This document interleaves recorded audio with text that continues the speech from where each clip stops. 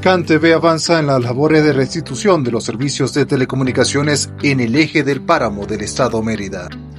Gracias al trabajo conjunto realizado con la Gobernación, Corpolet y la Fuerza Armada Nacional Bolivariana, se restituyó la conectividad a un 90% de los usuarios en los sectores afectados por las lluvias.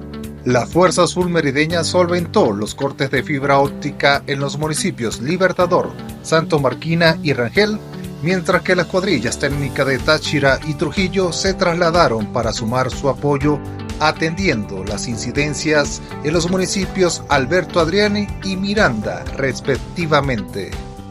Esta articulación permite progresivamente garantizar los servicios a los usuarios de esta entidad.